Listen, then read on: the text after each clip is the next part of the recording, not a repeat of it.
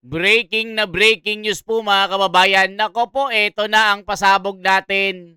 Umani po ng matinding debate sa social media. Erwin Tuplok, BRC chairman, napadasal po sa takot. Ito po kasi yung mga sinasabi sa komento. Bakit nagdasal ng nagdasal? Kasi nga tila iba po yung direksyon ng kanyang dasal. Kasi nga sinasabi ng kanyang dasal ay may our judgment not be swayed by social media. Lahat daw ng mga nagkokomento sa social media ay hindi dapat maapektuhan ang kanilang judgment kay Sara. Hindi dapat daw maanoan ng popularidad. Di ba si Sara masyado pong mataas yung rating. Hindi gaya kay Tuplok, 0-0 na. Lahat po mga kababayan na sumisira kay Sara, lagapak, lalong-lalo na si Dayunyor, negative na ang kanyang rating, samantalang si Sara, halos 60% na plus. Mga kababayan, o bago natin ipakita yung dasal niya, ito muna mga kababayan, bakit napapadasal si Erwin Tuplok? Ito po ang dahilan siguro bakit napapadasal. O ito, panoorin nyo, bakit napapadasal ito? Ito po check natin. Erwin Tulfo ng 2 beses. Yung una po, 2 maleta, tapos yung pangalawa po, 6. Ano yung 2 maleta? Anong size? Maliit na po, small tsaka medium siguro. Small. Ano ulit laman ng small? 20 to 25. Okay, and then medium. Yung medium po. Ay, medium ata yung 20 to 25, no? Tama ba? Maliit po. Yung small po, Okay, tapos yung medium. nasa 40 to 50. Okay, so ang dineliver mo is from 60 to 70. Okay. Tapos yung pangalawang beses po, Your Honor, 6 na malita na po. 6 na gano'ng kalaki? Halo-halo po. Halo-halo na. Opo, So, Your Honor. even assuming small lahat, kung 6 sa 25, at least 150. No, at least. Yes, Your Honor. Saan ng first at saan yung second delivery? Dito sa may bahay niya po, Your Honor, dito sa Green Hills. Green Hills. Paano nyo alam na bahay niya yun? Tinanong ko po si Mark Tiksay. Sabi ko, Boss Mark, kaninong bahay po ba yun? Sabi niya kay Senator Erwin. O ayan mga kababayan ko. O ito po, nung panahon na nandyan pa si Senador Marcoleta, itong mga 18 Braves na Marine na ito, talagang ikinanta si Erwin Tuplok na 60 million hanggang 150 million hatid umano kay Tuplok sa kanyang bahay, dala-dala ang maleta. Ibinunyag ng 18 Marine na testigo na si Bernard Gumban na 2 beses di umano siyang naghatid ng mga mali-maletang siksik ng milyong-milyong piso sa pamamahay ni Erwin Tulfo. So dito mga kababayan, eto na. Dito po napapadasal si Erwin Tulfo. Ito po mga kababayan. Nagdasal ng nagdasal ito. Kasi nga baka manalo si Sara, alam na. Kaya ang nangyari kay Marcoleta, yung mga kay Orly Gutesa, talagang ginipit at ipinakulong si Senador Marcoleta. Si Gutesa naman, naglaho na parang bula. So ito na ang dasal ni Erwin Tuplok. Bakit nagdasal sa takot? Tignan natin. Sa ngalan ng Ama, ng Anak, ng Espiritu Santo. Amen. Aming mapagmahal na Diyos, bigyan mo po ng malinaw na pag-iisip, malinis na konsensya at matatag na paninindigan ang mga senador na nagsisilbing mga hukom ngayon. Ayan mga kababayan ito, day 15 po ng BP trial, impeachment sa Senado. So yung naganap na salaysay nung Marines na ni si Bernard, nung June 4 yata yun, kung hindi ako nagkakamali, basta nung panahon ni Marcoleta yan at panahon ni Orly Gutesa.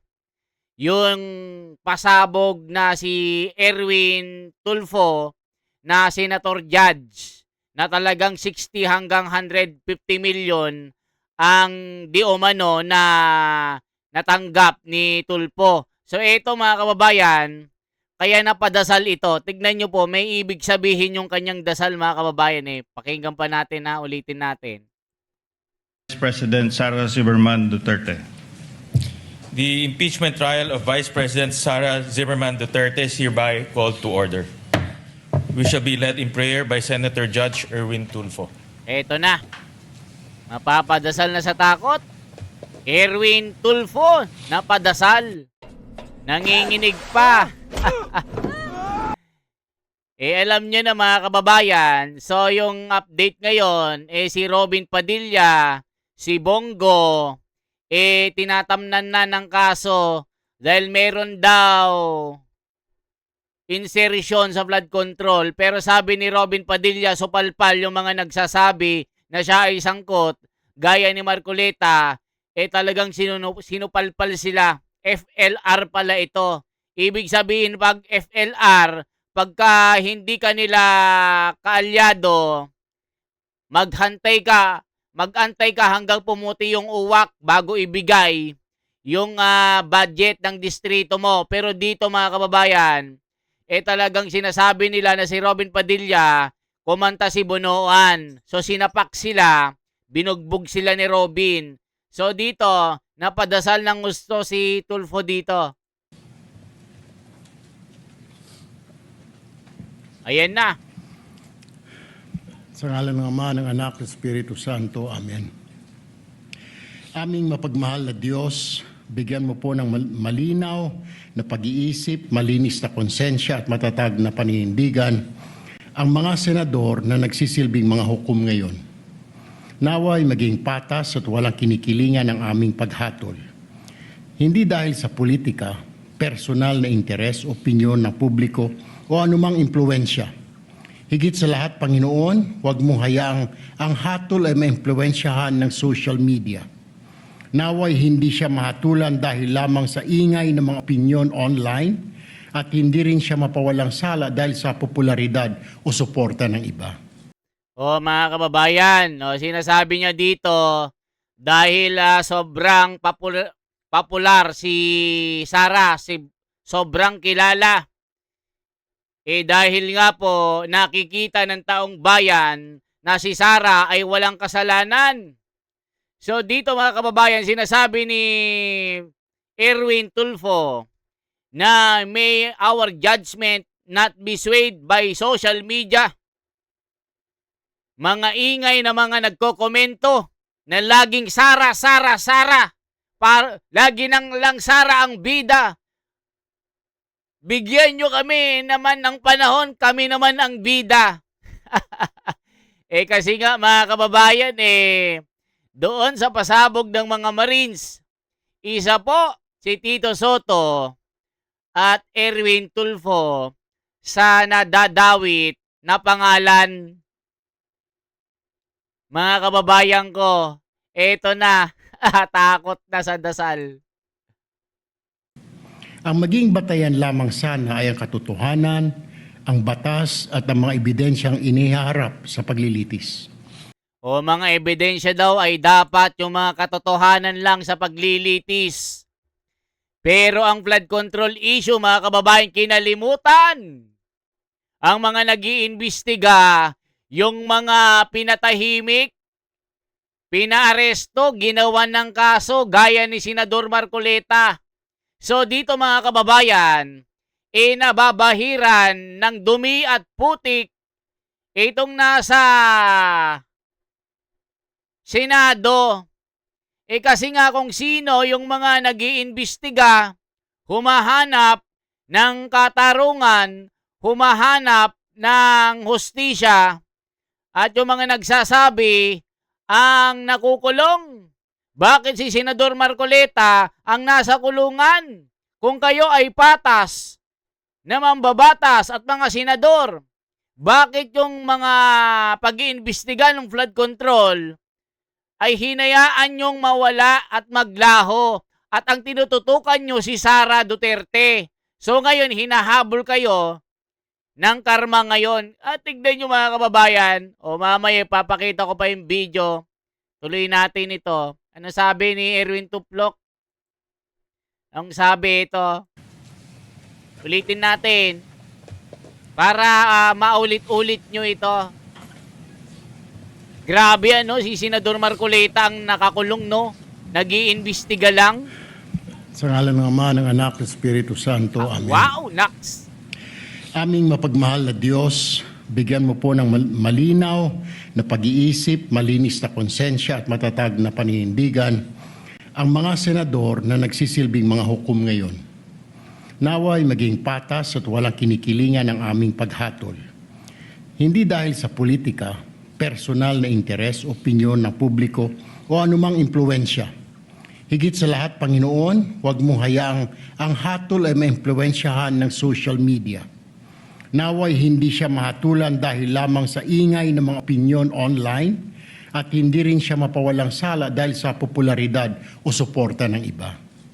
Ang maging batayan lamang sana ay ang katotohanan, ang batas at ang mga ebidensyang inihaharap sa paglilitis. Kung tunay nga na walang sala si Vice President Sara Duterte, bigyan mo ng tapang at karunungan kaming mga hukom na siya ay agad na mapawalang sala. Ngunit, kung ang mga ebidensya ay malinaw, matibay at sapat upang patunayang siya ay nagkasala, bigyan mo rin kami ng katatagan na siya ay panagutin na naaayon sa batas. Panginoon, naway maging mabilis ngunit makatarungan ang paglilitis na ito.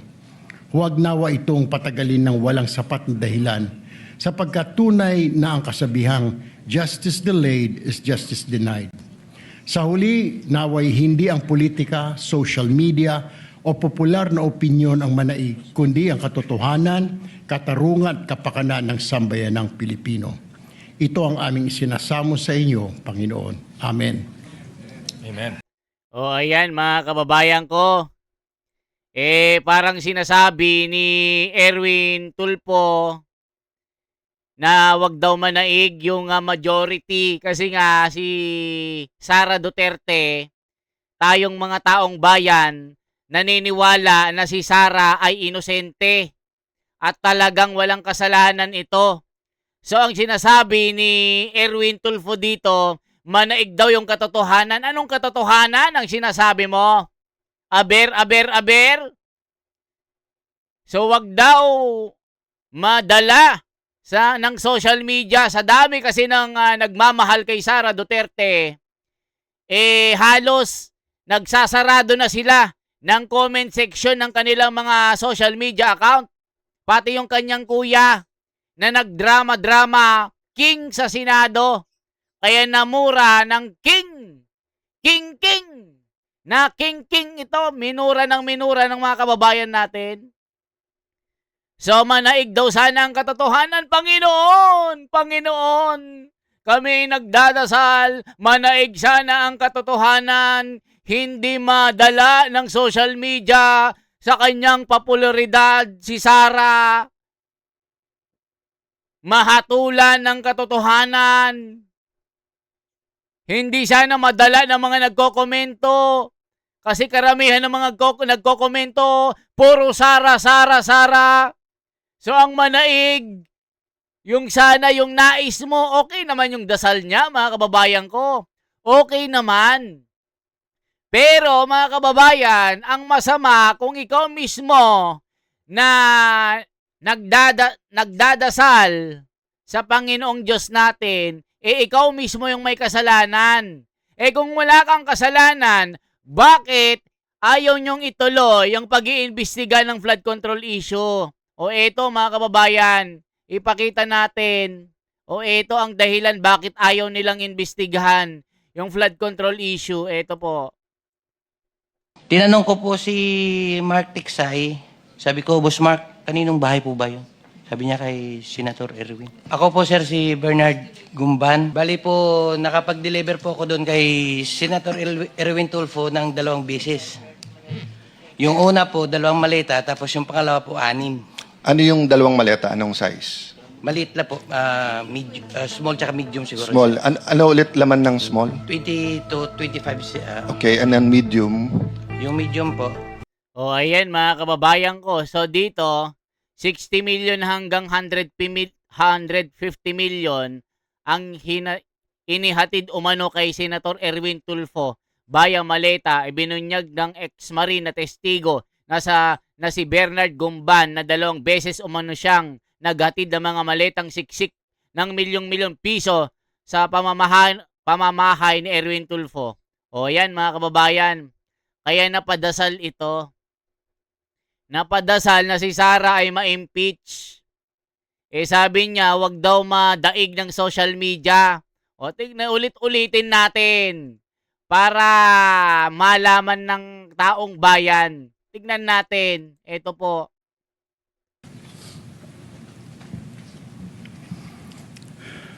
Sa ngalan ng Ama, ng Anak, ng Espiritu Santo. Amen.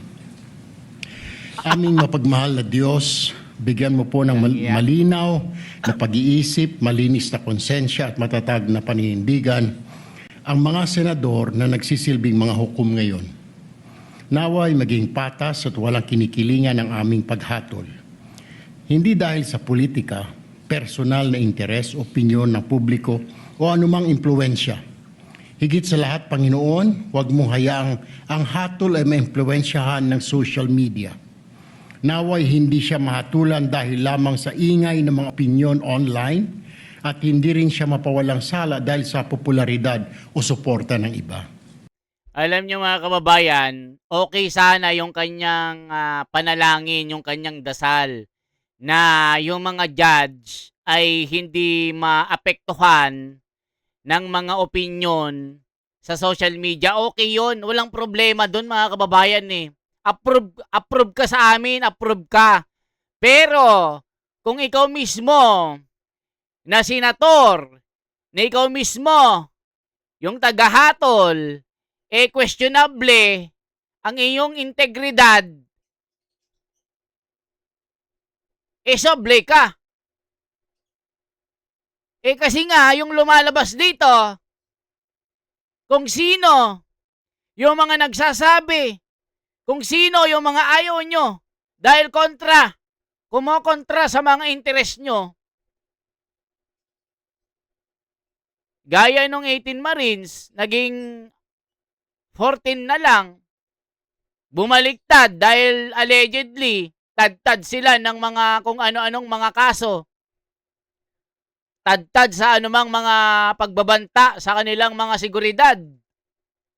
Ginipit. Idiniin. Kaya nung na-corner, yun, bumaliktad na.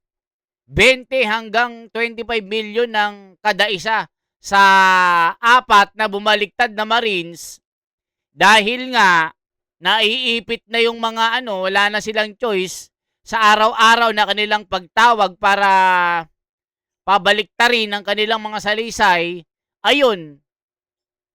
Pero yung 14 mga kababayan nananatiling naninindigan sa ngalan ng katotohanan at katwiran. Tumindig sila sa prinsipyo at paninindigan ni Marcoleta. Dahil si Marcoleta, kahit nakakulong hanggang ngayon, tumitindig sa katotohanan. Hindi siya nagpapagapi sa anumang pananakot. Dahil alam natin si Marcoleta, biktima ng tanim kaso. Yung kanyang kaso, hindi plunder. Ginawa lang plunder. No bail ban pa ito. So, ibig sabihin mga kababayan, talagang yung mga galamay ni Dayunyor ay gumagana. Isipin nyo, NBI hawak, Ombudsman hawak, Korte Suprema hawak, AFP, PNP, Barangay Tanod, Kapitan, Mayor, Gobernador, Congressman, o saan pupunta ang mga taong bayan? Saan magsusumbong tayo? Saan tayo magsusumbong kung tayo magpapasaklolo? Yung sinusumbungan natin na si Senador Marcoleta pinakulong.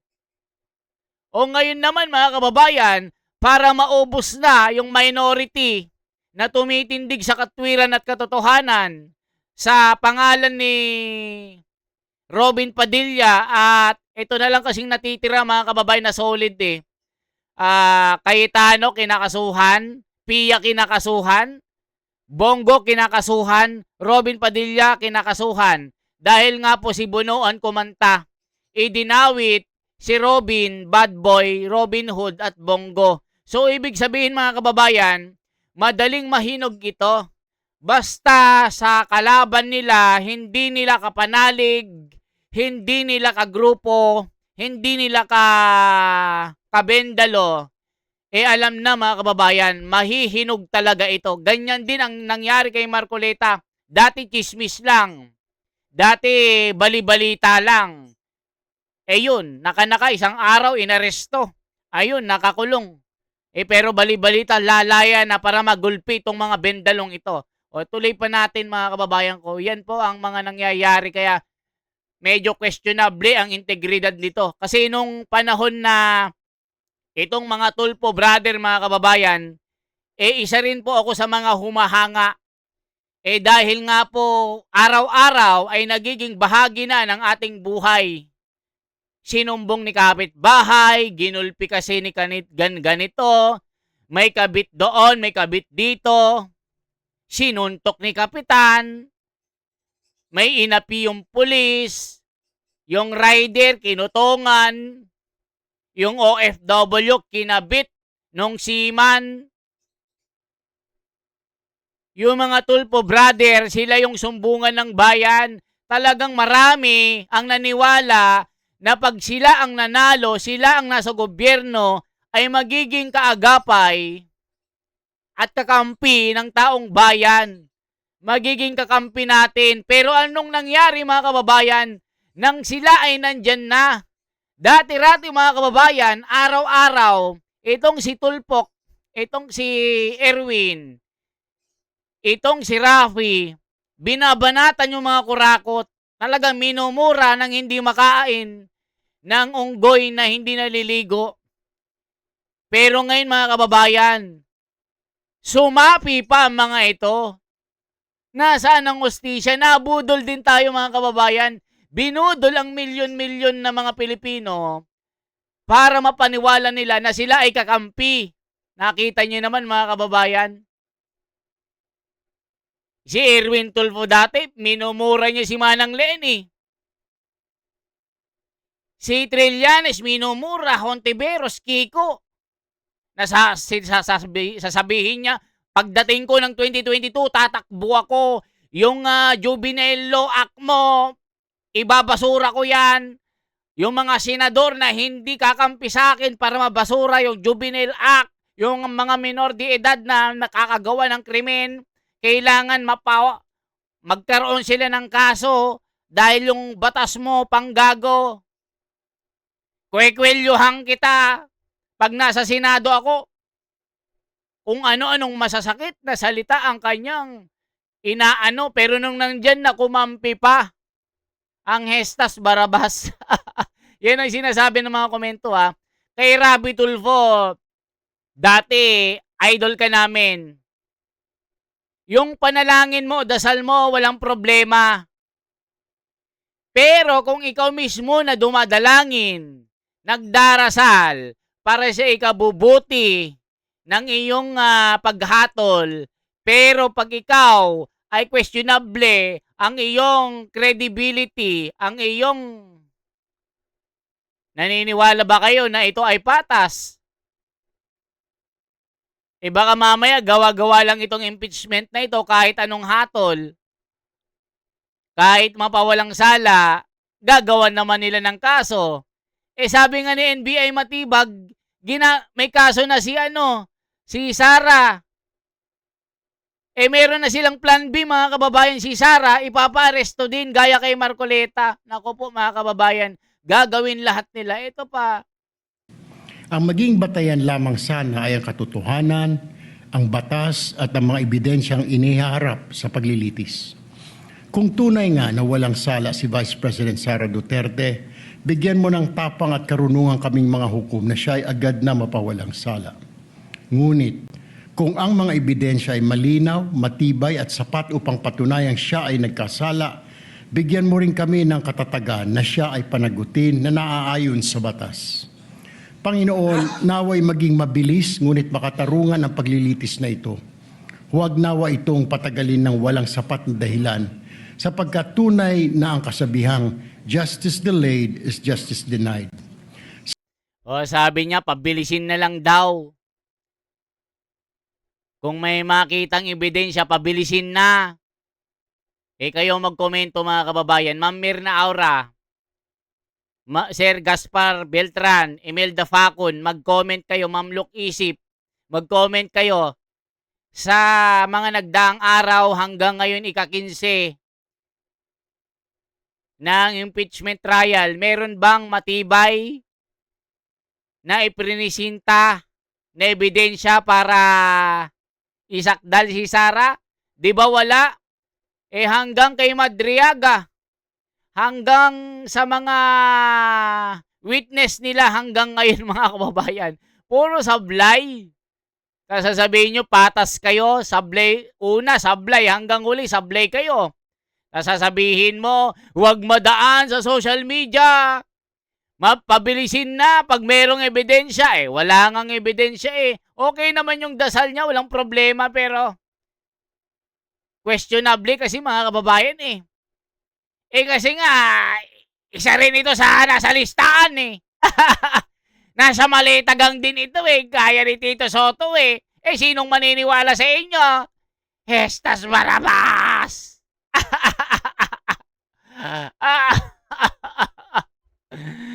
Ay, naku, nakakagigil mga kababayan sa nangyayari sa Pilipinas ngayon.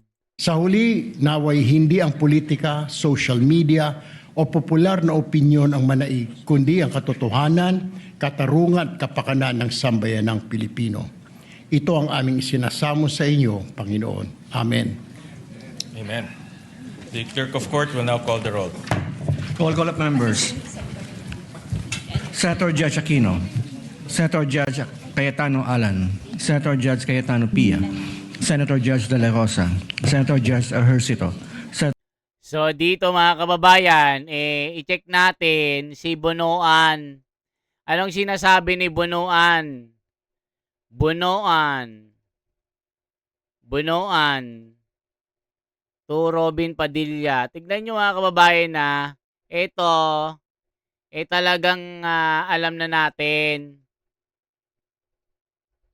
O tignan nyo mga kababayan. O ito po. I-check po natin kasi nga gusto na naman nilang ipakulong si Robin Padilla dito. Nako po mga kababayan ko. Gusto talaga nilang makulong ang lahat. 'Di ba? Gusto nilang ikulong si Robin Padilla. Nako po, baka magkagulo na ito mga kababayan ko. Eh kasi mga kababayan nating Muslim, galit na. Nako po mga kababayan ko. Ayan no. 150 million insertion. Nako po mga kababayan ko. Yan ang sinasabi natin. O, i-check natin dito.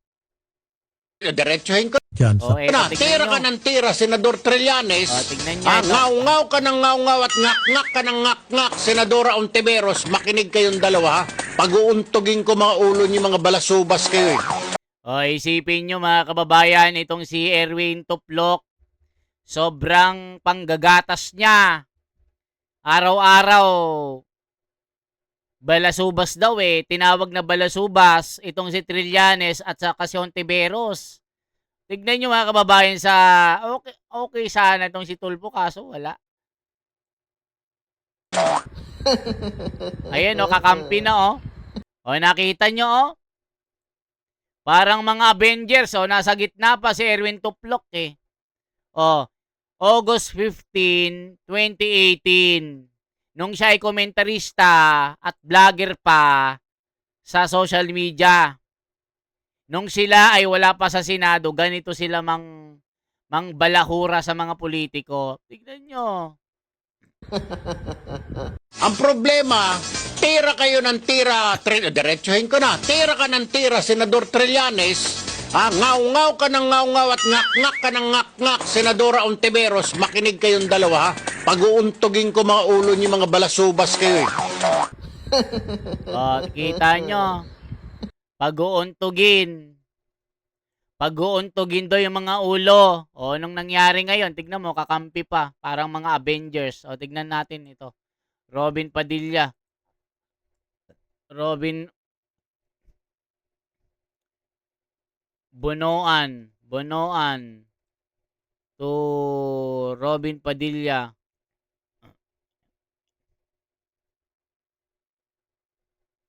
O, tignan nyo mga kababayan ha.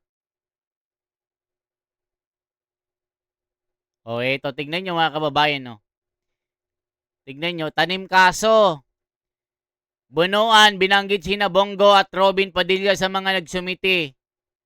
Tignan mo. Ayan. Nagsumiti umano ng project list. Alam nyo mga kababayan, wala nang problema. Walang problema sa pag may listahan. May listahan talaga sila. Totoo na may listahan. Yun nga lang, FLR.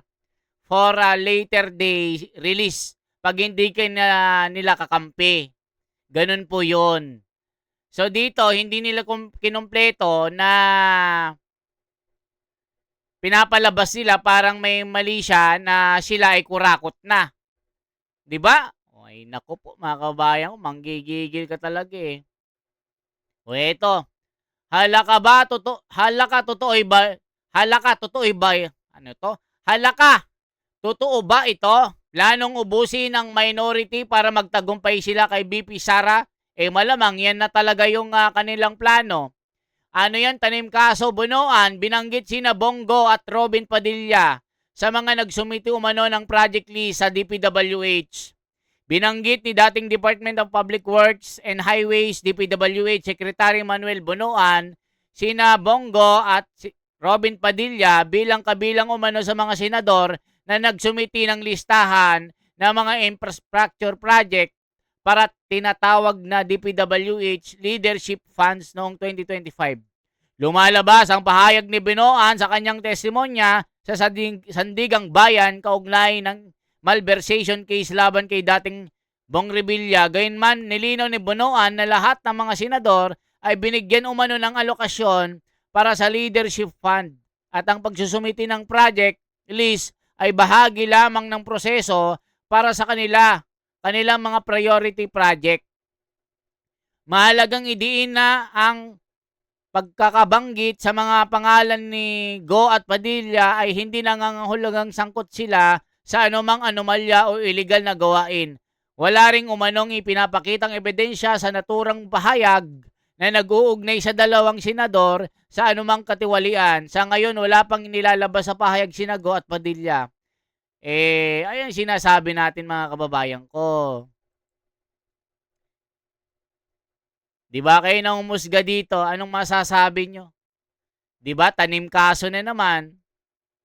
Kahit sabihin nating walang gagawa na naman nila. Gaya kay Marcoleta. Case build up ang ginagawa. Gaya kay Cayetano ng Taguig. Sa lawak ng Pilipinas, Taguig ang tinatarget. Ngayon, Robin Padilla, Bongo, para mawala na yung minority. O ngayon, pinagdara sa Little Pok na maging patas daw. Ang ginagawa nila, mga kababayan ko. Inuubos nila ang minority. Kaya yung mga kapatid nating Muslim, anong masasabi nyo dito? Talagang wala nang hustisya ang nagaganap sa Pilipinas. Yung pagnanakaw sa flood control, hanggang ngayon, nabaon na sa limot. Mula nung si Marcoleta nagsabi, talagang ikukulong siya, mga kababayan, para madiin talaga na makalimutan na lahat at lahat bumaliktad na. Baka ang matira na lang mga kababayan, yung 2 bilyar. Maraming nagkokomento, hindi nila magalaw-galaw kasi bilyonaryo ito. Baka si Manang Aimee na lang ang matira. Kasi kapatid ano masasabi nyo? For transparency, for a better democracy. Ako po si The Wonders Philippines. I-like at i-share mga kababayan. Salamat po.